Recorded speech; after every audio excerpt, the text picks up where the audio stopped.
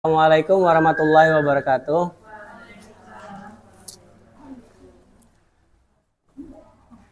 Innalhamdalillah nahmanuhu wa nasta'inuhu wa nastaghfiruh wa na'udzubillahi min sururi anfusina wa min sayyiati a'malina.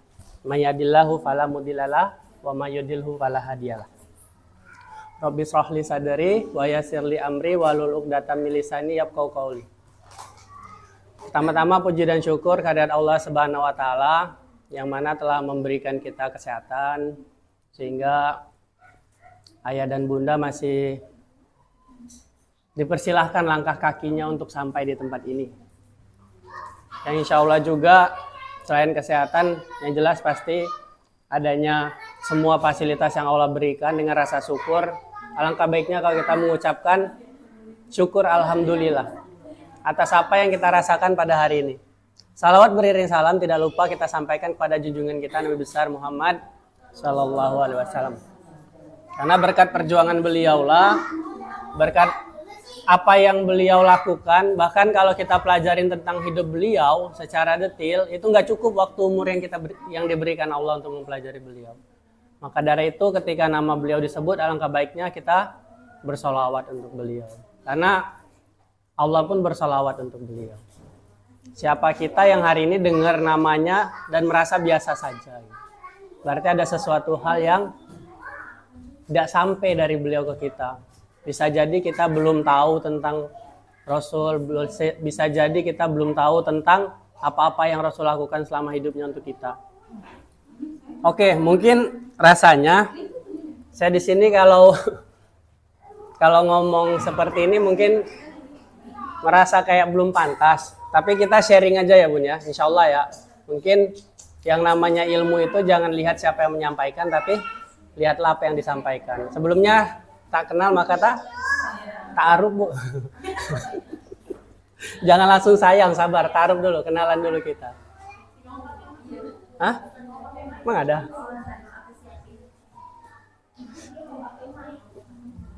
Mau berdiri gitu enggak? Ya, tak kenal maka ta'aruf. Jadi kenalan dulu. Jadi perkenalkan, nama saya Kak Andre.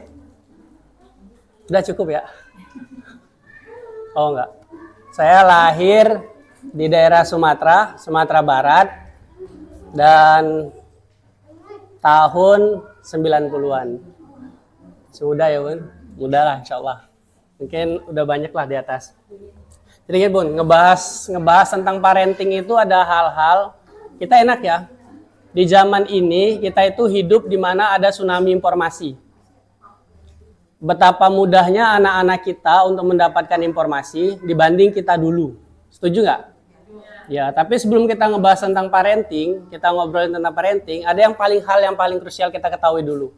Bahwa dalam studi mengatakan kita itu sudah masuk ke generasi 5. Jadi dulu ada 5 generasi yang diberi nama oleh para profesor kita, yaitu kayak generasi 60-an, itu dinamakan generasi boomer. Oh yaudah, nggak apa-apa. Kedengeran ya? Generasi boomer itu gimana generasi yang terbentuk, lahir di saat perperangan itu masih ada. Itu masa orang tua kita seperti ini. Terus di tahun 80-an itu ada generasi X. Nah, siapa nih yang masuk ke dalam generasi X nih? Hah? Oh ya 70-an, betul. Ini masuk ke generasi X nih. Terus masuk ke generasi Y di tahun 80-an. Nah, mungkin ini di masa ibu-ibu nih.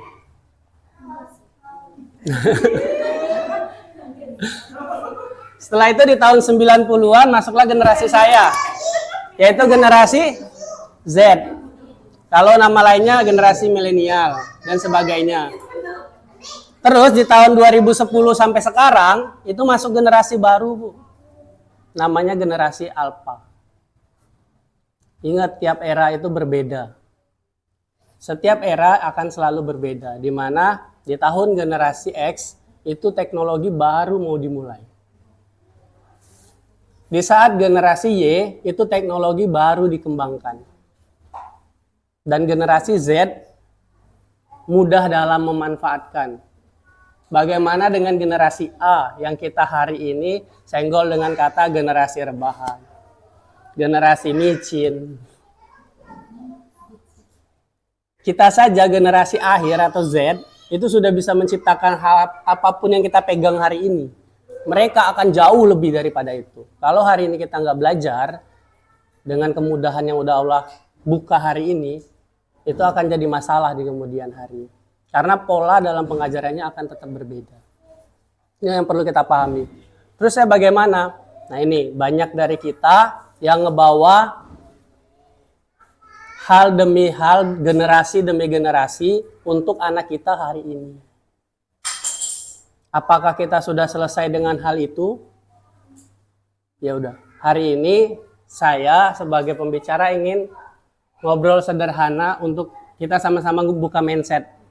Emang alhamdulillahnya Allah titipkan sedikit ilmu kepada saya untuk lebih paham. Mungkin juga bisa share. Ibu-ibu di sini mungkin udah lebih banyak lah untuk ngikutin parenting anak mungkin sebelumnya. Tapi perlu diketahui banyak orang tua di luar sana, insya Allah nggak ada di sinilah. Itu termasuk orang-orang tua yang masih mempunyai dua sifat parenting. Apa itu? Yang pertama toxic parenting. Yang kedua adalah hyper terhadap parenting. Insya Allah nanti ketika dijelaskan nggak masuklah di sinilah. Siapa aja yang toxic parentingnya seperti apa, hyper parentingnya seperti apa gitu. Oke, kita lihat bagaimana orang-orang toxic parenting ini. Dari sebelum sekarang, kita ini sudah diasuh puluhan tahun oleh orang tua kita dulu. Di mana orang tua di zaman kita, di zaman saya, generasi X dan generasi Y, 80 dan 90-an, itu adalah orang-orang tua yang tidak pernah untuk menjelaskan apapun, hanya memperlihatkan kepada anaknya saja. Bagaimana cara dia hidup, bagaimana cara dia berkeluarga, bagaimana cara dia menyampaikan cinta dan kasihnya. Ini mayoritas. Kenapa? Karena tidak seperti sekarang informasi itu. Jadi kita cuma melihat orang tua kita, bagaimana cara hidupnya. Dia tidak pernah menjelaskan ayah kamu itu orang yang paling bertanggung jawab. Nah, karena dia, kamu udah selesai sekolah. Karena dia, walaupun dia tidak pernah bilang ke mama I love you, bilang ke mama cantik, kamu nggak pernah lihat, tapi dia selalu menyelesaikan semua tugasnya dengan tanggung jawab, pergi pagi, pulang pagi untuk mencari. Nah itu nggak pernah itu dijelaskan orang tua di zaman kita. Makanya kita adalah generasi hanya melihat dan mendengar. Apakah mungkin ini bisa diterapkan sekarang? Mari kita lihat bagaimana orang-orang tua toxic itu. Atau parenting toxic itu.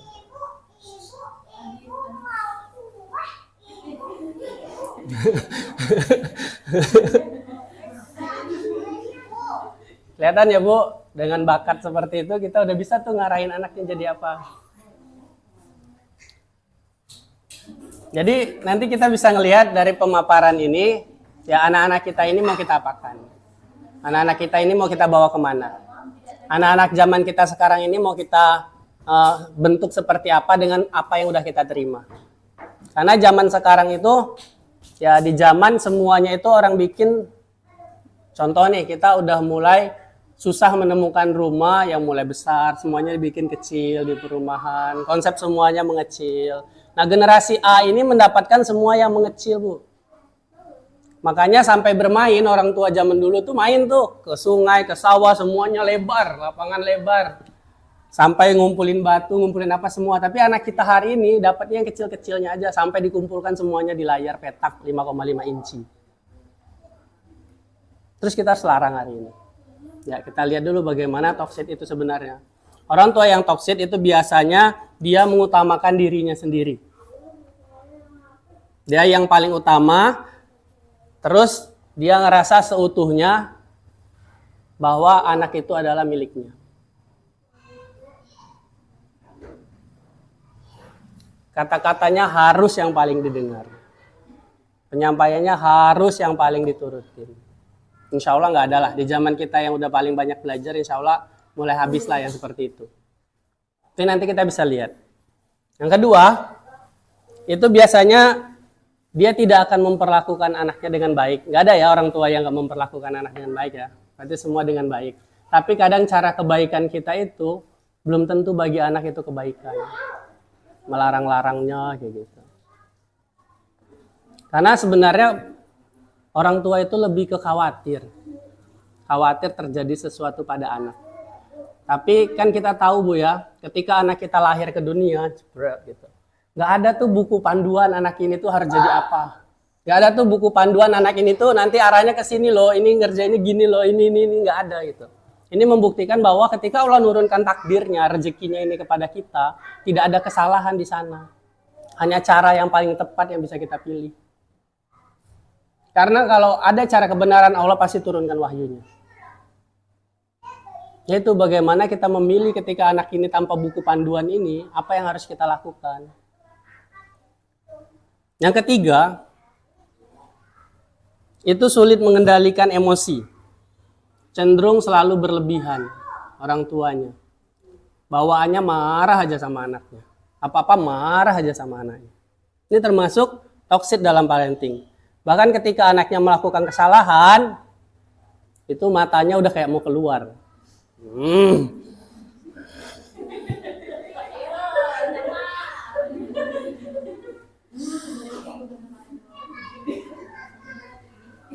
Bahkan kalau udah kesel sampai mukul.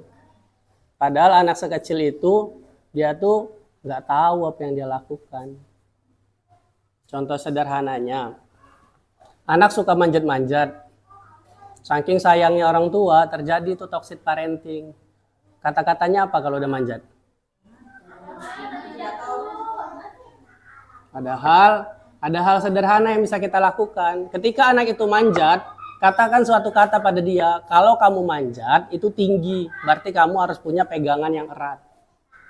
Jadi dia punya opsi, oh manjat itu bukan hanya jatuh, tapi saya harus berpegangan. Oke mama tunggu kamu di bawah, itu akan beda hasilnya. Karena masa golden age anak ketika di usia 0 sampai 5 tahun, itu bahkan 5 sampai 8 tahunnya nanti itu bisa bekal untuk dia 50 tahun ke depan. Kita ini dihasilkan dari itu. Kita lupa tuh, kita cuma khawatir bahwa nanti kalau dia jatuh dia luka. Padahal kita tahu anak itu punya kemampuan. Apa salahnya kita ambil spill di kemampuannya itu bahasa sekarang. Ya udah silakan kamu manjat. Kalau misalnya mama nggak ada, berarti resikonya kamu jatuh. Tapi kalau mama ada, kamu pegangan yang kuat, mama tunggu di bawah, silakan. Kan kita bisa ngelihat nih anak kita mau jatuh, bahkan gurunya bisa ngelihat. Oh dengan ketinggian segini jatuhnya seperti apa gitu. Jadi dia bisa merasakan jatuh seperti apa, kekuatan dia seperti apa, luas akhirnya yang dia pikirkan. Terus selalu menyalahkan anak di kondisi apapun. Apa mama bilang? Tuh, udah. Kamu sih ngeyel, dibilangin berkali-kali.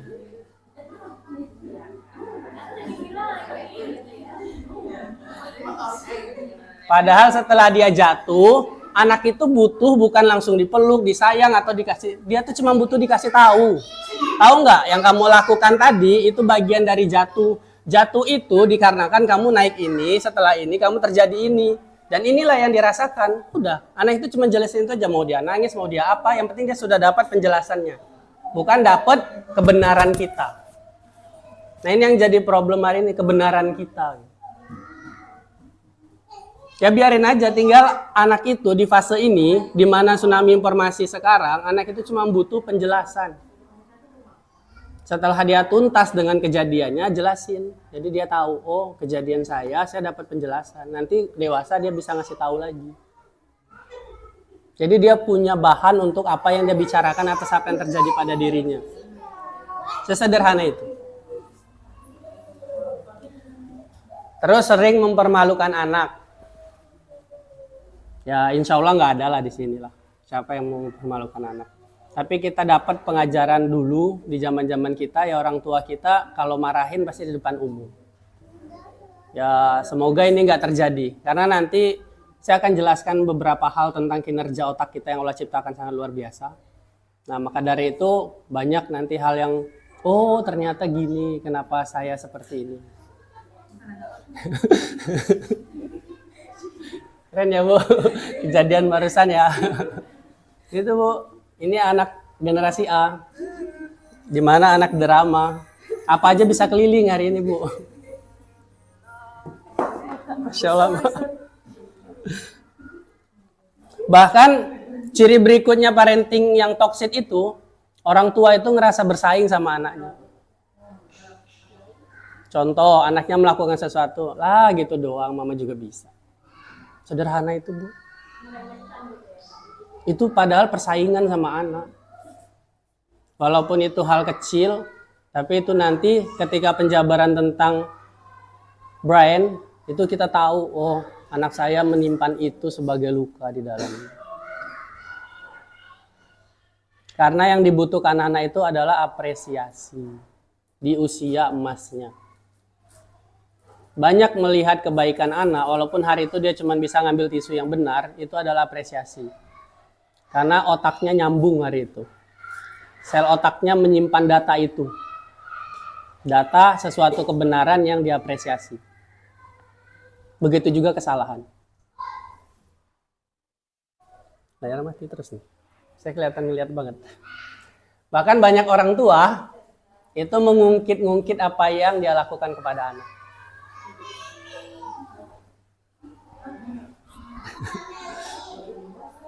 Kan papa udah bayarin lahiran kamu. Kok kamu gini sih, nakal banget ya? Mana saya tahu. Enggak sampai seperti itu. Tapi sejatinya ingatlah, takdir anak lahir itu bukan sebuah takdir pilihan, tapi takdir ketetapan. Dia nggak bisa milih. Tidak ada buku panduannya, tidak ada caranya.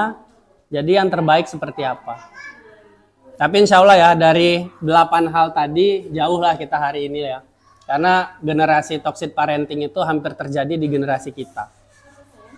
Apa yang terjadi? Anak-anak kita sulit untuk mengambil keputusan.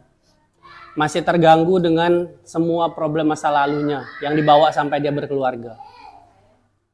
Trauma batinnya, kesedihannya itu terbawa sampai dia berkeluarga. Makanya banyak penyakit-penyakit yang muncul belakangan ini dengan nama-nama yang mulai aneh tanpa ada obatnya, seperti bipolar, psikosomatis, itu baru diderita anak-anak di generasi X dan Y. Karena apa? Tadi pola asuh yang tertanam, kita tidak pernah dapat penjelasan dari orang tua kita. Kita hanya dapat melihat dan mendengar. Sedangkan melihat dan mendengar ini itu bisa merubah 50 tahun ke depan apa yang kita lakukan. Sebagai contoh, sebelum saya jelaskan tentang bagian otak. Ada orang tua, saya tuh udah belajar parenting loh. Saya tuh udah belajar sama banyak seminar-seminar kayak gitu. Tapi kenapa ketika anak saya udah ngeselin banget, masih kepukul? Gimana itu gitu? Masih kecubit gitu. Gregetan gitu. Nah itu karena kenapa? Tadi. Karena trauma dan cedera masa lalu kita itu belum hilang. Kita belum bermaafan, kita belum membuka kembali, belum menyelesaikan itu.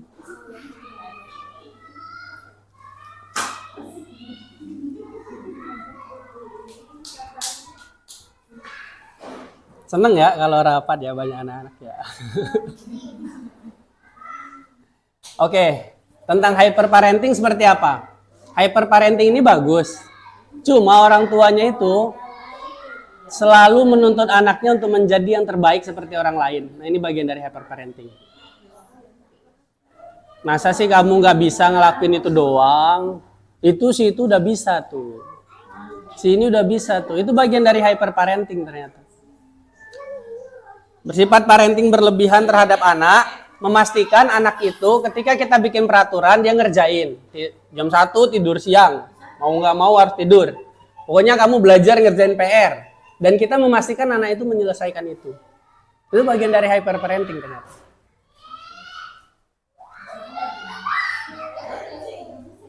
Memaksakan kehendak kita sebagaimana apapun. Sebenarnya kita tuh pengen lihat anak ini tunduk nggak sama saya. Anak ini ngikut nggak sama saya. Sebenarnya kita tuh pengen memastikan itu. Hyperparenting. Beda sama toxic. Jadi dia membuat banyak peraturan, membuat banyak hal yang membuat anaknya harus melakukan apa yang seperti dia mau. Dia tidak ngekang anaknya, tidak berbuat jahat. Bagian toksik ya, yang ketiga ya. Iya sih. Tapi di sini dia tidak banyak emosi, tetap sama anaknya, banyak terkontrol. Hanya dia tuh pengen anaknya tunduk sama dia. Itu hyper.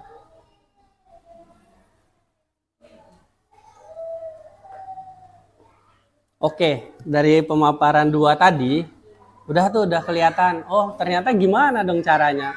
Sebelum kita tahu caranya bagaimana mendidik anak hari ini, anak-anak generasi A ini, ya paling tidak kita belajar dulu tentang otak. Karena semua kinerja yang Allah ciptakan paling tinggi pengontrolnya itu kalau di komputer itu CPU. Mesinnya bekerja, semuanya bisa dikerjakan. Nah ini kita ada di otak. Di otak itu kalau dalam sifatnya dibagi 2 doang, Bu. Kayaknya laporannya ke 1 orang doang deh.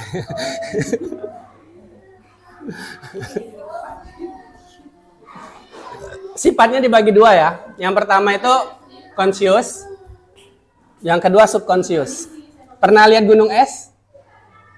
Gunung es itu kalau kita lihat di atas, itu ternyata besarnya gunung es nggak sebanding dengan apa yang ada di bawah. Nah, kalau kata penelitian yang dilakukan oleh profesor, conscious dalam brain otak itu terbagi 2 tadi. Satu yang terlihat di permukaan, yang akan terjadi sehari-hari. Kedua yang sudah tertanam di fase-fase golden age-nya dia. Jadi fase berapa persen yang terlihat itu 10%. Yang tertanam itu 10%. Fase kedua apa? Fase subconscious. Yang tertanam sudah gede banget. Kalau gunung es itu melebihi. Yaitu 90%-nya. Makanya ketika anak mendapatkan toxic parenting, atau orang tuanya selalu berkata kasar lah pada dia, udah kamu tuh jelek, ini itu, udah ini, udah itu gitu. Ketika dia mendapatkan lingkungannya nanti dan berkata, kok cantik banget sih, itu responnya akan beda, Bu. Orang tua saya bilang saya jelek dalam hatinya. Jadi rasanya dia itu akan semua hal yang dia dapatkan dari luar itu tidak membangkitkan kepercayaan dirinya. Karena apa? Karena tadi subbrainnya sudah dimasukin terlalu banyak toxic parenting.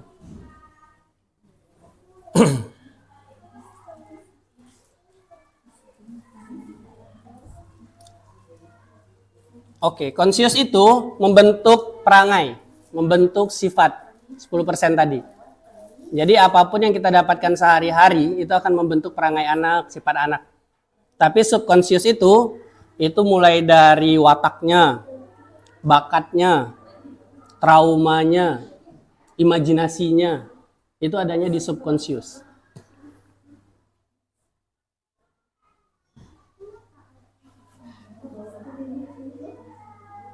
Makanya tadi kita kembali ke pembahasan, kok kenapa ya saya itu udah belajar parenting, tapi ketika udah kesel banget sama anak, tetap aja terjadi. Karena tadi subconsciousnya sudah penuh sama yang lalunya. 10 itu nggak akan bisa ngontrol 90. Makanya ketika anak kita mendapatkan apresiasi dari luar, ketika di dalamnya saja dia tidak dapat, zonk. 90 itu membentuknya sangat lama. Dapat nih yang 10 itu tiap hari. Oke, dikatain rutin tiap hari. Baru tuh turun ke bawah tertanam. Di subconscious menjadi sifat dan pribadi. Contoh, anak dibiasakan ketika pertama lahir yang didengarkan apa? Azan. Itu agar apa? Agar pengisi subconscious pertamanya sebelum dia muncul ke permukaan, itu adalah bahasa yang baik. Kata-kata yang sangat baik. Makanya membiasakan anak akan sesuatu hal yang baik, itu akan tertanam semua di subconsciousnya, menjadi watak, sifat, dan perangainya. Kalau nanti dari kecil dia dibiasakan ikut sholat sama ayahnya, dibiasakan ngaji sama ibunya, atau diputarkan murotal-murotalnya, itu udah akan kelihatan. Mudah bagi dia untuk kembali ke sana lagi.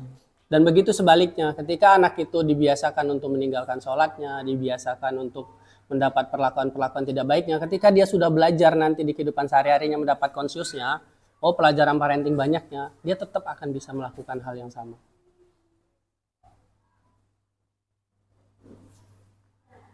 Ini dari sifat otak terbagi 2.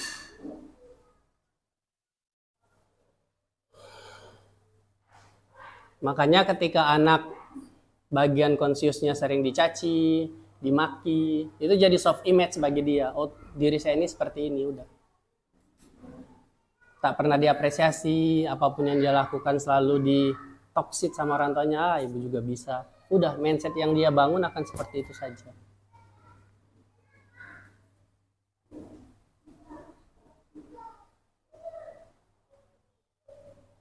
Itu konsep dalam sifat yang dibagi 2. Makin serius nih.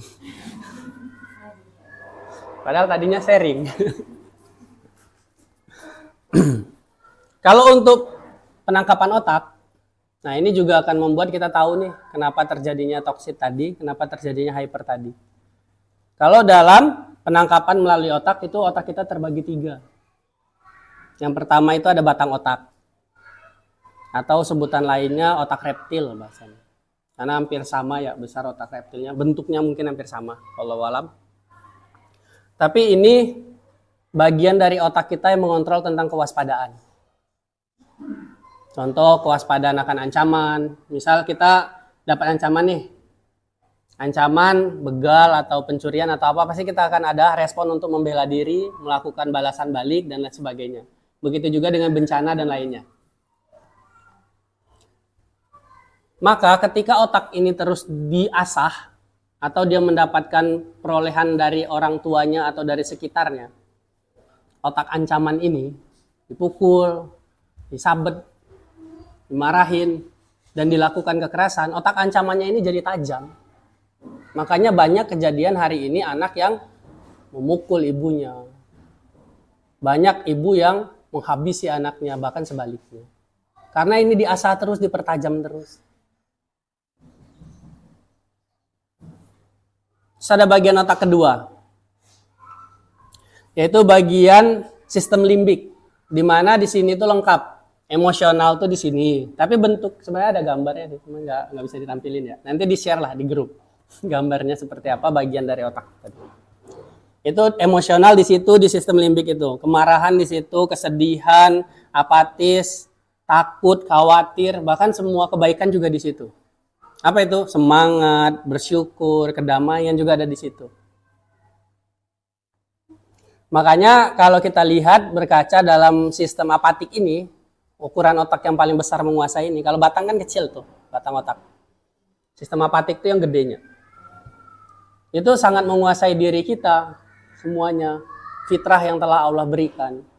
Makanya kata Rasulullah, orang yang paling besar jihadnya itu adalah orang yang berhasil setiap hari melawan hawa nafsunya. Karena di sistem otak ini nih hawa nafsu kita. Emosi kita, ketakutan, semua trauma, bahkan kebaikannya juga di situ. Kebahagiaan, kesenangan, semuanya di situ. Makanya yang paling besar jihad adalah melawan hawa nafsu. Kontrol otak tadi, bagian ini. Karena kebaikan keburukannya seimbang di sana. Dan yang ketiga itu baru neokortek. Neokortek ini bagian ketiga dari penangkapan otak kita. Wah, kayak ini. Nah, neokortek ini apa? Disinilah bentuk watak anak, bakat anak, dan ilmu pengetahuan yang akan didapatkan oleh anak masuknya melalui itu. Lewat mana dia? Lewat mata dan lewat telinga. Kita generasi neokortek. Banyak melihat, banyak mendengar. Sedangkan di zaman sekarang itu sistem limbik. Dijelaskan, dipaparkan. Buktinya hari ini kita bisa tahu satu ilmu cuman dengan video 15 detik. Dulu belajar satu ilmu itu butuh 1 kali SKS. Butuh 1 kali mata pembelajaran. Nah, bagaimana hari ini kita masih akan membawa sistem untuk anak kita hanya melihat dan mendengar saja. Nanti watak yang terjadi ya akan seperti itu aja. Ilmu pengetahuan yang dia dapat dari kita ya akan seperti itu aja.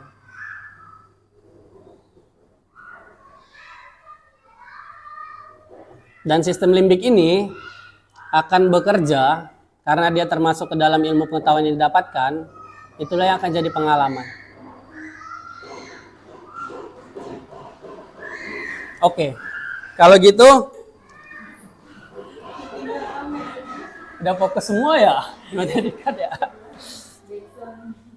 Oh, sebelah ada backsound. Itu keindahan loh. Gak apa-apa. Kelihatan tuh drummer bakatnya. Kalau gitu kita ngelihat sekarang generasi A ini adalah generasi anak-anak berpotensi, benar nggak?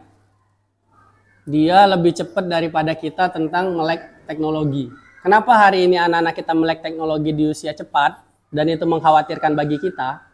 Karena di zaman kita, Bu, itu USG aja masih nunggu detak jantung yang tempel di telinga. 5 menit tuh baru dapat detak jantungnya tuh. Oh, masih ada, Bu, gitu. Sehat gitu. Anak sekarang tempel doang langsung tahu detak jantungnya dengan alat teknologi. Bahkan dia belum lahir, 4 dimensi dia udah kelihatan. Pas lahir, oe-oe-nya itu dia udah dihadapkan dengan kamera ayahnya, foto ibunya. Dan kita nyalahin dengan melek teknologi di hari ini. Nggak mungkin. Gitu. Makanya sebenarnya udah harus beralih. Kalau dulu ada les matematika, bahasa Indonesia, fisika. Sekarang kita harus tahu, Bu, anak kita butuh les game. Anak kita butuh les coding. Anak kita butuh les yang nggak masuk di akal kita. Buat apa? Ya buat ngontrolnya, bukan buat membatasi dia. Seberapa tertinggal anak kita nanti ketika generasi A sudah menciptakan hal yang baru. Hari ini aja kita bisa bertemu di berbagai tempat di satu layar dengan sistem Zoom. Tanpa perlu seperti ini contohnya. Pandemi kemarin lah gitu. Itu terciptanya baru kemarin. Generasi kita tahu yang seperti itu? Enggak. Apalagi anak generasi A nanti kalau kita batasin hari ini. Makanya dia kalau banyak parenting, kok parenting gini ngomong gini, kok parenting ini ngomong gini, kok di sini ngomong gini, lebih baik seperti ini gitu. Tapi nanti kita tarik garis benang di akhir. Bagaimana Al-Quran itu nanti menutup semuanya. Karena penting, apapun yang kita bahas hari ini semuanya hanya ilmu pengetahuan dan teknologi. Tapi yang paling kuat adalah dasarnya Al-Quran. Makanya saya akan jelaskan di bagian kenapa boleh membahas sebuah tesis untuk membuat tesis itu kan kita harus membuat sesuatu hal baru dari sebuah masalah yang ada. Nah, saya mencoba ini. Kenapa saya yakinkan ibu-ibu atau ayah bunda hari ini untuk ya generasi A itu udah sejalannya. Kita yang membentuk dia untuk kenal teknologi dari awal. Dari hamilnya aja udah kita kenalin. Kita datang ke dokter spesialis pengen USG, lihat langsung wajah anak saya seperti apa. Kita udah kenalin dia dari dalam kandungan. Tiba-tiba pas dia lahir kita tahan. Enggak, zaman udah berubah. Setiap era ada zamannya. Masalahnya kita tidak sampai di situ sehingga kita bablas aja sama anak. Ya udah, asal dia diam, kasih. Asal dia nurut, beri. Asal dia mau ikut, kasih.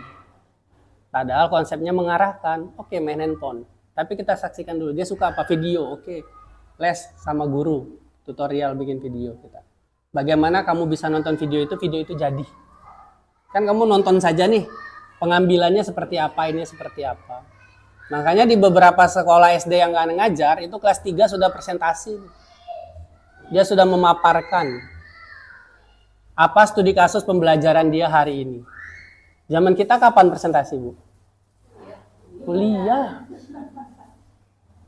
Apakah hari ini anak kita harus kita tinggalkan? Harus kita cut banget sama teknologi? Ya. Itu caranya. Kita pelajarin anak kita hari ini apa yang dia lakukan di teknologi itu. Menuntut kita untuk belajar lagi dan menjelaskan lagi. Karena anak kita nggak bisa diisi bagian otaknya yang ketiga, bagian wataknya itu nggak bisa diisi dengan melihat dan mendengar saja. Hilang peran kita nanti. Kita udah harus sebagai pengarah hari ini. Makanya saya setuju pendapat dari Dr. Risman ya, mengatakan masa emas anak itu ya biarkan dia bermain dengan teknologinya tapi jangan hilangkan satu hal. Touch your body. Kedua orang tuanya. Karena yang dibutuhkan anak adalah itu, sentuhan. Contoh, anak laki-laki dan perempuan itu sangat berbeda jauh. Ini banyak studi kasus yang anak dapetin ya, saya dapetin di luaran situ. Banyak ibu yang dulu lahir dari keluarga yang rata-rata perempuan. Perempuannya lebih dominan. Ada juga yang dominan laki-laki. Sehingga orang tuanya karena tidak mendapatkan parenting sebanyak sekarang, memperlakukan kedua anaknya ya dengan itu. Kalau anaknya dominan perempuan, semuanya dengan cara perempuan. Kalau anak dominan laki-laki, semuanya anak laki-laki. Sehingga si perempuannya tersiksa secara trauma batinnya. Karena tidak diberlakukan secara perempuan. Nah, ini terjadi ketika kita punya anak. Ternyata kita dulu anak kita keturunan yang banyak perempuan. Kita dapat anak laki. Dibentuklah anak ini seperti anak laki. Diatur, diomongin, dipanggil, nggak denger, dimarahin. Panggil 3 kali, nggak denger, dimarahin. Padahal konsep anak laki-laki cara pembelajarannya beda sama anak perempuan. Cuma orang tua kita nggak dapet cara ngajarin anak laki-laki karena anaknya perempuan semua. Terus kita gimana dong? Belajar. Anak laki-laki itu nggak bisa dipanggil. Anak laki-laki bisanya disentuh. Jangankan ke anak laki-laki, ke suami lah. Panggil 3 kali. Nggak bakal denger, Bu. Teriakin, ngomel belakang bakal denger. Tapi Bu datang, sentuh bahunya, ngomong. Langsung denger itu, Bu. Hilang semua fokusnya. Begitu juga anak kita. Diam dulu, pegang baru ngomong. Sentuh dulu kalau anak laki-laki. Anak perempuan jangan gitu, bahaya. Gede dia disentuh-sentuh nggak masalah bagi dia. Jangan. Anak perempuan harus ditegasin. Ketika ada pilihan A dan B, pilih B, kasih ke dia. Itu anak perempuan. Maka akan ada sifat manut dia sama suaminya. Ketika anak perempuan dikasih banyak pilihan, kamu suka yang mana deh? Yang ini, yang ini, yang ini. Milih dia hidup nanti. Anak perempuan sesibuk apapun panggil Dek, iya mah, paling iya dulu. Beda sama anak laki-laki. Yang kedua, anak laki-laki itu kalau sudah susah banget dibilangin, ada hal yang paling penting, apa? Ngomongnya yang pelan, tapi dibisik. Jadi nggak usah keras-keras karena laki-laki, kamu ini. Mental, Bu. Kenapa? Kalau kita kaji ke sirah, kita lihat Nabi Adam. Kata Allah, setan itu berbisik ke Nabi Adam. Bisik di mana, Bu? Telinga. Kenceng atau keras? Fokus artinya. Lembut. Itu yang dibutuhkan anak laki-laki. Mempengaruhi anak laki-laki itu dengan lembut. Tidak dengan keras. Bisikin aja. Pegang bahunya bisikin. Dengar ya. Tanamkan di subkonsinnya. Di 90%-nya di masa dini sekarang tanamkan di situ. Agar karakternya terbentuk. Jadikan anak laki-laki di porsi cara pengajaran laki-lakinya. Jadikan anak perempuan di porsi pengajaran anak perempuannya. Oke, kita tahu. Dalam bagian otak, anak perempuan itu usia 0-8 tahun, otak kiri, otak kanannya itu nyambungnya bareng. Maka anak perempuan disuruh tulisan kayak gitu doang tuh. A, B, C, D, F, G, H, I, J, K. Itu langsung bisa nangkep. Tapi kalau anak laki-laki, kirinya itu lebih susah nyambung dibanding kanannya. Kalau mau anak laki-laki bisa ABC, gambar dulu bentuk bola A, gambar dulu bentuk rumah B, kayak gitu.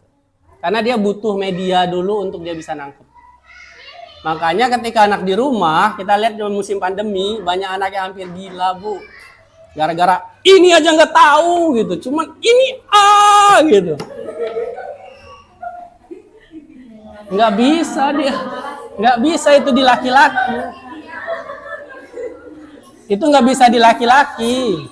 Kalau pengen ngajarin laki-laki baca bola, beli dulu bolanya. Tulis bola, tempel di bolanya. Dek, ini bola, ini tulisannya. Selesai dia main bola, hafal seumur hidup, Bu. Itu laki-laki. Makanya jangan target anak. Oh, kamu harus pintar ini. Lihat tuh, situ udah bisa. Lihat di sini, nggak usah. Terutama laki-laki. Sampai usia 18 aja dia masih pilih main. Bayangin sampai usia 18 dia pilih main. Karena kenapa? Mainnya laki-laki itu adalah belajar.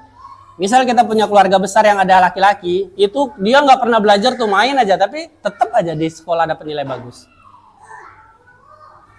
Tapi coba yang perempuan suruh main sehari doang, anjlok langsung. Konsepnya beda. Makanya kalau kita merasa hari ini terlahir di keluarga yang banyak didikan perempuan, dapat anak laki-laki, belajar langsung. Jangan sampai diterapkan lagi. Bahaya ke depan. Saya bingung nih nanti. Buka pertanyaan nggak ya? Soalnya pasti buka pertanyaan, ilmunya juga. Kan saya juga belajar ya di generasi saya juga mendapatkan generasi alpha, Bu. Generasi akan menciptakan teknologi yang udah dipikir di luar naila kita dan nggak habis pikir kita.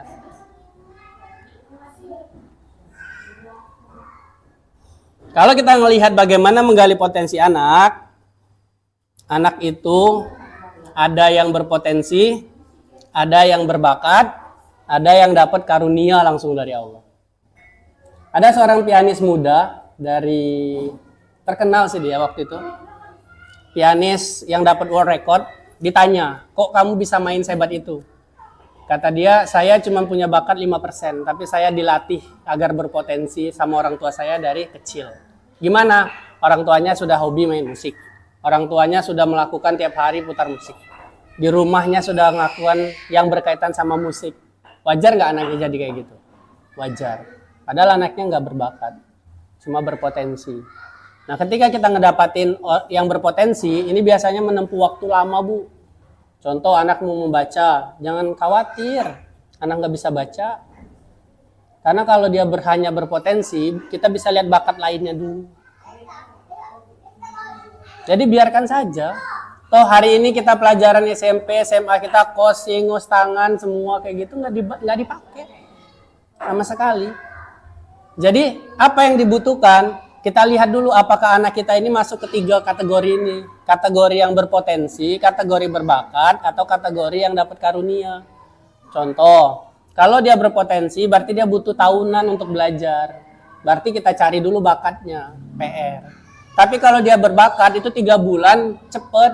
Makanya ketika orang buka membaca 3 bulan selesai, ya nggak akan semuanya lulus, tapi akan ada yang berhasil karena memang ada yang berbakat. Tapi kalau anak yang dapat karunia Allah 2 jam dia udah bisa.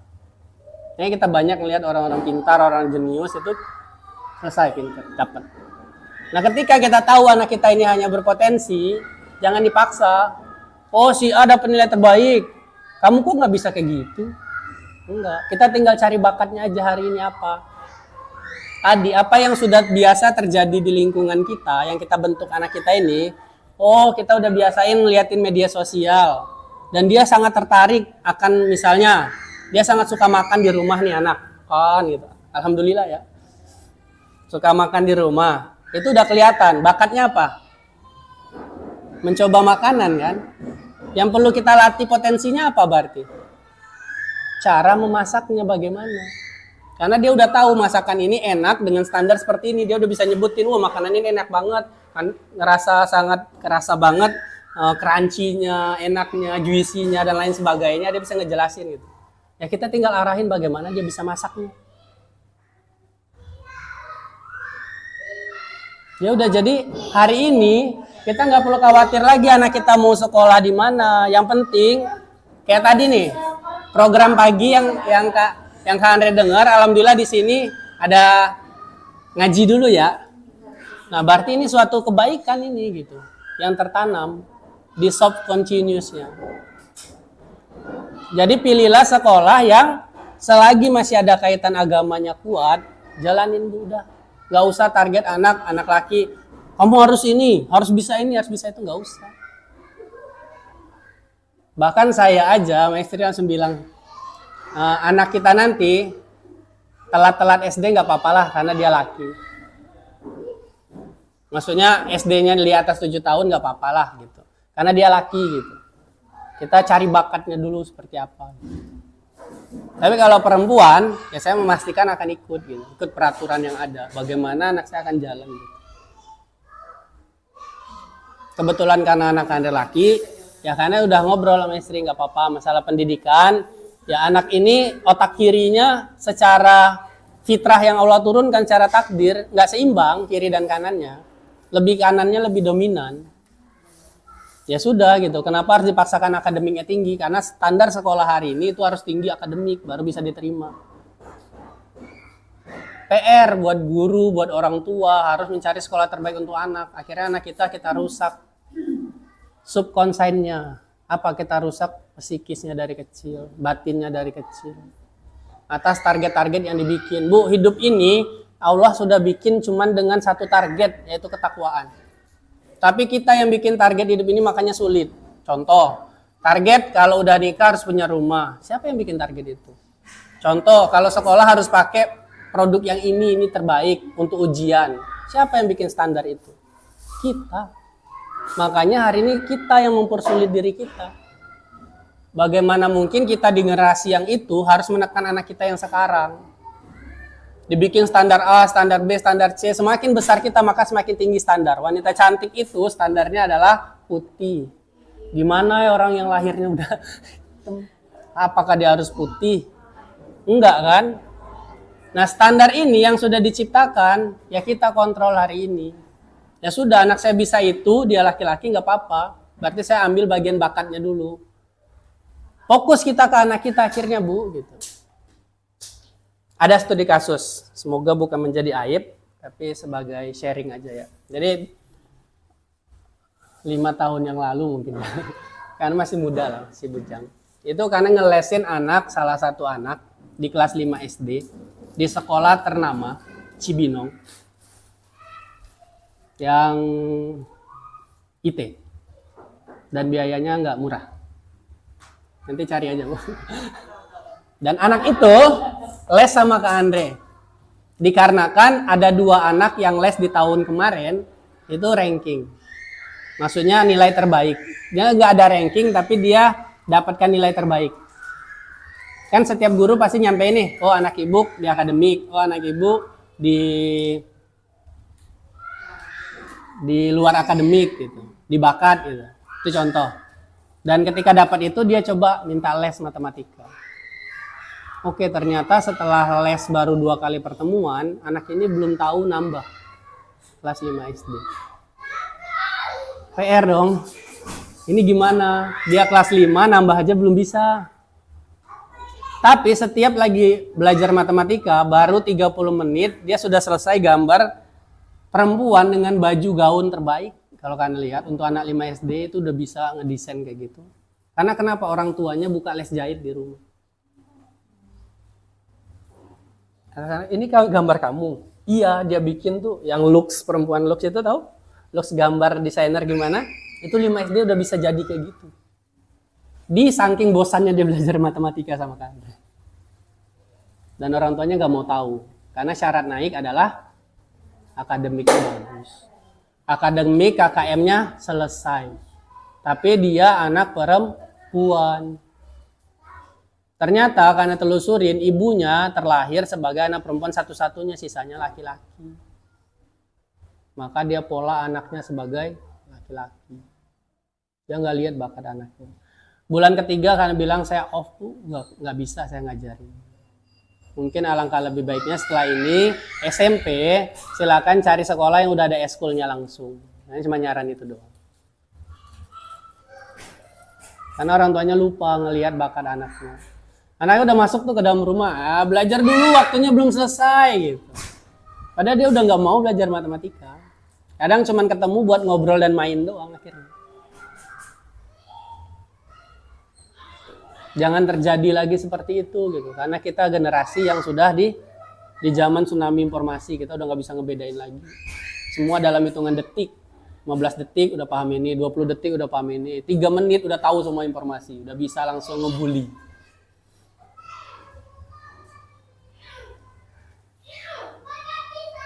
Jadi saran Kak Andre, ya sudah, mau gimana pun sistem pendidikan kita hari ini, serahkan ke sekolah. Di rumah, tanamkan kepada anak. Kita punya waktu luang banyak, Bu. Anak kita itu akan mengarah kemana dia suka. Akan mengarah apa yang kita lakukan di rumah. Kita biasa di rumah bikin ini, dia akan, kalau dia suka, dia akan ngarah ke situ. Makanya minat itu akan tumbuh dari apa yang dia lihat. Bakat akan tumbuh apa yang dia pelajarin setelahnya, setelah minat itu.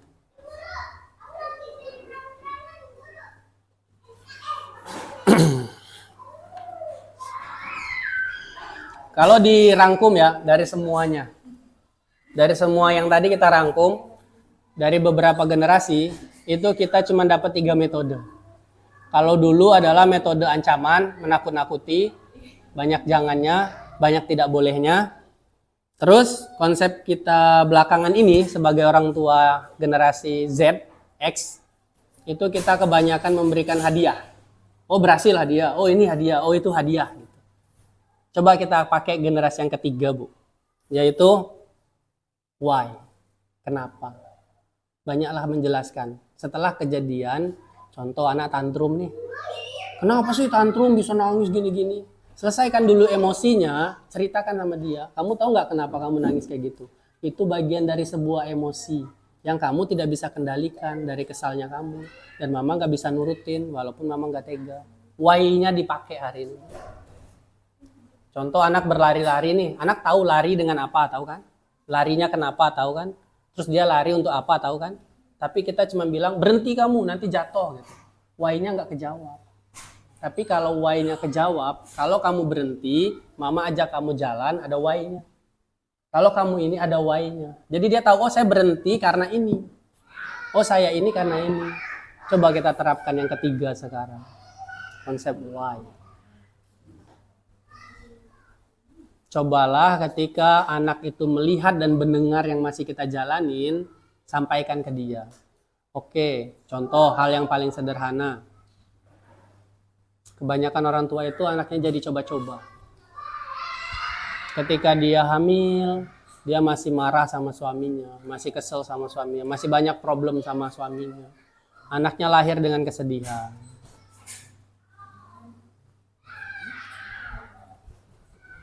Anaknya lahir dengan banyak trauma yang dibawa. Tiba-tiba gampang sakit. Tiba-tiba anaknya susah belajar. Jelaskan pada dia, maafkan masa lalu, bilang, nah, maafkan ibu. Jangan malu, jangan ragu. Bahkan ketika anak kita nanti sudah paham, bilang ke dia, masih ada nggak yang berkaitan di hati kamu sama ibu atau sama ayah? Yang kamu kesalkan sama ibu atau sama ayah? Karena ada satu kejadian, anaknya bilang, saya tuh anak laki-laki ya, bilang ke ibunya, orang tua murid cerita kan. Anak saya bilang gini, Kak. Saya tanya ketika habis belajar parenting, masih ada nggak kesel kamu sama ibu? Terus dia bilang gini, waktu itu saya lagi main loncat-loncatan di kasur sama abang, ibu teriak, berantakan dan suruh kami keluar, itu saya kesel. Oh itu, ya udah ibu minta maaf. Satu kata maaf itu udah nyelesain semua masalah. Begitu juga anak kita hari ini. Peluk bu, bilang maaf. Dulu ibu masih banyak kurangnya selama hamil kamu selama ini. Jadi baik ya nak. Kembali nih penutup kita. Mau buka atau mau saya bacakan artinya aja? Dalam Al-Quran surat Al-Imran ayat 159. Cukup bu, satu ini doang Allah bilang. Di Al-Imran ayat 159. Bagaimana cara kita ke anak? Yang paling pertama, yang kita fokuskan itu adalah doa dulu atas semua kejadian. Anak tantrum, kita doa dulu sama Allah. Ya Allah, anak ini bin ini dulu. Karena banyak kita nggak tega, langsung perlu kasih ini. Padahal Allah udah ngajarkan. Biarkan dulu, kita doa dulu. Biar ada space di jiwa kita, nggak terulang apa yang udah kita tanam. Maka berkat rahmat Allah, berlaku lemah lembutlah. Jadi gimana? Kita nggak mungkin bisa lemah lembut dulu kan kalau udah kesel sama anak kan? Caranya apa? Doa dulu. Sebut nama anak itu, binnya siapa? Bin bapaknya sebut dulu. Jedanya, apa yang mau kita kesalkan sebelum marah itu sebut dulu ke anak itu. Ya Allah, saya udah kesal banget, jangan sampai saya mencubit anak ini. Ya Allah, anak saya A, si bin A udah bikin saya kesel, saya pengen cubit gitu. Tapi jangan sampai terjadi ya Allah. Terus doa dulu bu. Perintahnya gitu. Sekiranya engkau bersikap keras dan berhati kasar, tuntutlah mereka menjauh dari sekitarmu. Itu tadi. Gak mungkin kan kita suruh anak kita jauh. Kita coba cari caranya. Kalau lembut gak bisa, kita doa. Pakai teori-teori yang sudah disampaikan tadi. Karena itu maafkanlah mereka dan mohon ampunlah untuk mereka. Nah ini nih. Anak kita adalah korban kita di masa lalu. Karena anak yang belum balik itu adalah korban dari ayah ibunya yang belum tuntas. Yang pertama gimana? Tobat dulu kita. Terus yang tadi, datang ke anaknya, peluk, bilang maaf, rutin, tanamkan. Dia nggak tahu salahnya apa, dia nggak tahu kejadiannya apa, tapi dia butuh ditanam di subconsciousnya. Oh ternyata ibu saya orang yang terbuka, mau meminta maaf. Padahal saya nggak tahu salah saya apa.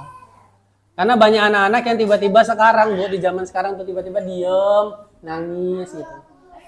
Karena kita nggak bisa tahu isi hati anak kita. Fitrahnya ya, anak kita itu dilahirkan dengan soleh dan soleha, percayalah. Tapi karena kita nggak tahu, bahkan kita nggak tahu nih, nggak pernah bisa mendengar apa isi hati anak kita. Fitrahnya tuh dia soleh-soleha. Kadang ada terbesit di hatinya pengen bantu ibu gitu. Sampai di dapur, jangan nanti ini gitu. Udah di-cut duluan. Padahal fitrahnya itu dia ada. Kita nggak bisa ngedengar bahasa batin mereka. Mereka tuh udah soleh dan soleha, percayalah.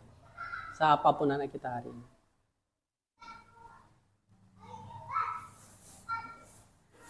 Jadi ketika anak kita pengen mengeksplor apapun, coba cari bahasa yang lain. Oh, bantuin kita masak, takut luka, belikan sarung tangannya. Oh, takut kebakar, carikan kompor sampingnya yang sama. Berkorban aja. Apa yang kita korbankan hari ini nggak akan bikin sesuatu hal yang bikin kita rugi lah untuk anak. Wong anak buat apapun buat anak kita rela kok siang dan malam gitu. Ngapain kita jangan-janganin? Ya jangan itu sih di generasi parenting ke Andre ya. Kata jangan, mulai perbaikan kata jangan. Tapi ketika diteliti sekarang itu adalah why yang paling tinggi. Dan bermusyawarahlah. Nah ini tadi anak itu butuh penjelasan. Ketika tantrumnya selesai, marahnya selesai, semuanya selesai, jelaskan ke dia kejadian itu. Karena dia nggak tahu sejatinya.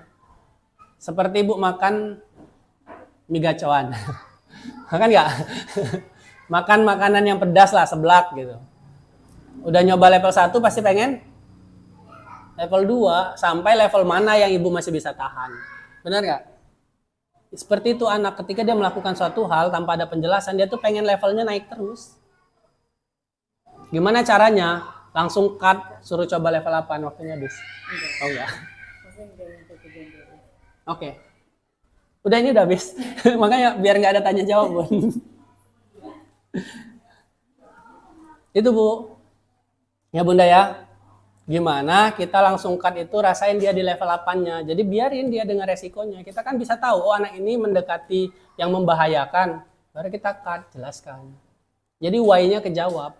Selagi tidak membahayakan ya udah biarlah. Selagi tidak ada target ya sudah jangan. Oh longgar banget dong. Enggak. Yang paling penting itu kita tanamkan dulu pengetahuannya.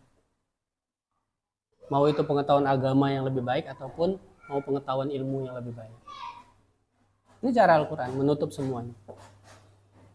Setelah musyawarah dalam urusan itu, kemudian apabila engkau membulatkan tekad, maka bertakwalah kepada Allah. Itulah bagian dari ikhtiarnya tadi. Selesai. Simple, Bu ya.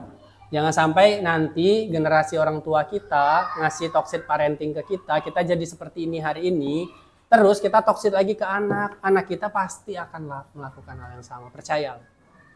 Kalau kita nggak cut hari ini. Oke Kak, kata parenting ini A, kata parenting ini B, kata parenting ini C. Yang mana yang paling benar? Kata Al-Quran yang paling benar. Dijeda. Ngomong lembut nggak bisa, jeda dulu. Kesal, jeda dengan doa. Sebutkan bin-nya kapan perlu. Apa yang mau kita lakukan ke anak? Mukul.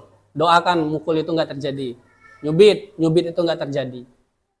Jadi anak punya jeda untuk menyelesaikan emosinya menangis, kita punya jeda untuk menyelesaikan masa lalu kita yang udah rusak. Setelah itu apa? Musyawarah. Why? Jelaskan. Dan itu berhasil di parenting sekarang. Banyak ya, ibu buka aja parenting anak di TikTok itu. Itu udah banyak kita lihat orang tua yang berhasil dengan sistem seperti itu. Al-Quran yang ngomong. Setelah bermusyawarah, Allah catat sebagian dari tawakal. Tidak ada yang lebih baik dari sebuah tawakal. Bahkan doa saja bisa kalah dengan tawakal. Kata Allah silakan usaha, silakan berdoa, tapi sisanya Tawakal paling tinggi. Alhamdulillah Bun, jelas Bun. Nggak ada pertanyaan. Oke. Makanya semua sistem hari ini percayalah anak kita itu punya bakat. Tinggal potensinya aja yang kita gali. Jangan pernah bikin standar-standaritas yang kita ciptakan dulu di generasi kita di anak kita sekarang. Anak kita beda. Generasi tiap era beda. Biarkanlah dia mengeksplor dengan sistem pembelajarannya. Biarkan dia merasakan dengan gagalnya dan dapat pengetahuan tentang gagalnya itu. Jangan sampai seperti kita yang harus dituntut perfect. Bahkan dibilang generasi sandwich. Iya kan lagi didera ini dengan kata-kata generasi sandwich. Masa kita harus bikin nama-nama lain lagi untuk anak-anak kita hari ini, generasi micin lah, generasi inilah, nggak perlu gitu. Kita yang berbenah hari ini. Alhamdulillah kan ya semakin banyak kita belajar, sebenarnya ada terapinya loh. Terapi bagaimana kita menghilangkan, mengekat semua ini. Selain dengan bertaubat, itu ada terapinya. Agar toxic parenting yang kita dapatkan dari orang kita, itu bukan sebuah kesalahan ya. Karena memang di zaman itu, orang tua kita juga dapat dari orang tuanya masih zaman perang. Masih zaman kacau balau. Wajar. Lah kita di zaman ilmu nggak melek juga, ya kita nggak mutus rantai itu. Insya Allah ya. Oke Bun. Begitu pentingnya parenting kita hari ini. Ya alhamdulillahnya di mana-mana sekarang orang sudah nggak ada lagi lah orang yang nggak pegang perangkat, pegang gadget nggak ada. Dan saran ke Andre itu mulai sekarang oke, biar anak anteng, biar anak nurut, biar anak ini kasih gadget. Tapi perhatikan di gadget itu dia ngapain. Kan kita ada story itu di gadget tuh. Kan kita bisa lihat story anak tuh. Ya, mulailah kita belajar untuk mengarahkannya, bukan ngekatnya. Karena setuju nih, anak-anak generasi ke Andre, ketika ke rumahnya, itu anaknya berhasil. Oke, jam 10 selesai ya, selesai. Oke, nurut anaknya, bagus gitu. Tapi di generasi A, apakah itu bisa diterapkan? Belum tentu. Oke, dia nurut, tapi dia masih terkat dengan kemampuan yang melebihi hari ini. Gitu. Ya apa salahnya kita lihat story-nya, oh anak ini suka animasi. Oke, mulai belajar, cari Bu di internet. Animasi seperti apa, pelajarin juga animasi. Cari gurunya hari ini. Jadi anak kita akan lebih dari yang lain. Karena sudah didulukan gitu. Why-nya udah duluan hari ini. Insya Allah sekian dulu parentingnya ya. Banyak hal yang lain bakal terapi-terapinya. Tapi karena Kak Andre pun juga masa belajar. Insya Allah baru nerapkan juga. Insya Allah kita masih generasi yang sama lah. Masih muda-muda kan. Biar Kak Andre tetap muda juga. Insya Allah mohon doanya kita belajar bareng. Mungkin kan buka pertanyaan. Tapi kalau belum terjawab atau belum memuaskan maklumin ya. Nanti kita tanya ke yang lebih ahlinya. Boleh kalau nanya background Kak Andre apa? Oh boleh.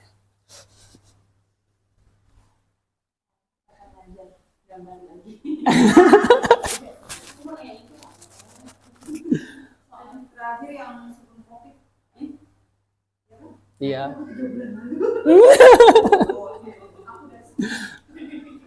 Ya udah, ada pertanyaan? mungkin masih ada waktu sekitar 5 menit untuk menjawab pertanyaannya. Oh, alhamdulillah sekarang karena itu fokus di kesehatan mental.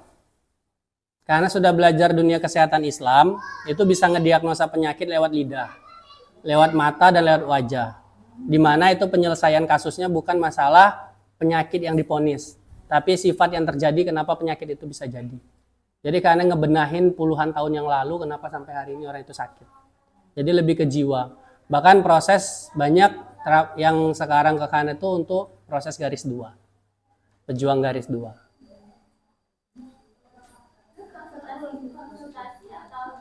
Kalau mau konsul, catat ya. Oh enggak ada. Nggak mungkin kan ketik keranjang kuning. Ya sekarang fokusnya di situ. Cuma karena udah fokus di situ, lagi untuk menyelesaikan kuliahnya. kuliahnya cuma ada di Malaysia, jadi karena agak berat secara biaya. Nah makanya sekarang lebih fokus untuk nanganin pasien aja. Udah ada beberapa testimoni, tapi nggak dibutuhkan sih. Nah kalau untuk kerjanya, sekarang karena kerja di bagian IT, yaitu media sosial. Makanya karena sedang mempelajarin tadi, udah mempelajari masalah jiwa, sekarang ngikutin perkembangan IT. Untuk bekal siapa? Ya anak Andre. Nah sekarang IT itu sudah terbagi banyak ya. Yang tadinya di kantor itu IT cuman bagian maintenance, hardware and software. Sekarang bagian IT ada yang media sosial, ada yang content creator, ada yang konsultan konten. Banyak sekali ternyata gitu. Satu kantor itu bisa punya 8 staf IT. Itu. Makanya hari ini kenapa kan ke IT lagi? Ya karena untuk bekal tadi. Generasi ini butuh itu. Pengarahnya. Anak kita banyak yang berhasil bayangin Bu, kita itu udah masuk di generasi ekonomi yang nggak masuk logika. Dulu orang kaya, orang yang bisa mancang bambu di mana-mana. Cek gitu. Dia udah paling kaya, juragan tanah. Tiba-tiba orang yang paling kaya, orang yang bisa bikin produk, punya pabrik ini di mana-mana. Masuk tuh generasi 2 kaya tuh. Masuk generasi ketiga kaya Bu. Orang yang nggak punya tanah, nggak punya bangunan, nggak punya rumah, tiba-tiba cuma punya 1 dikali 1 senti di layar HP kita, warna biru, warna merah, warna hijau. Kayanya luar biasa. Kita di zaman ketiga nih, orang cuma punya aplikasi Facebook, cuma punya Google, cuma punya itu, tapi nggak punya tanah, tapi kayanya udah nggak kehitung nominalnya. Kita masuk generasi keempat, generasi di mana anak-anak itu dibagi masing-masing. Contoh dunia kesehatan. Dulu kita tahunya dokter umum. Sekarang udah ada dokter spesialisnya, mata ke mata, hidung ke hidung, semua dalam ke dalam. Begitu juga IT dibagi ternyata. Nah kita masuk generasi ekonomi keempat, anak kita mau kita arahin generasi ekonomi ketiga, yang setak di kita, jangan. Makanya karena belajar lagi ke IT sambil bekerja agar ada cuan. Ya sekarang megang bagian media sosial. Nah media sosial itu ada 8 ternyata sekarang, yang kita nggak pernah pikir. Media sosial untuk periklanan, media sosial konten itu berbeda. Media sosial untuk personal, media sosial untuk perusahaan itu berbeda. Sedetil itu. Padahal satu media sosial.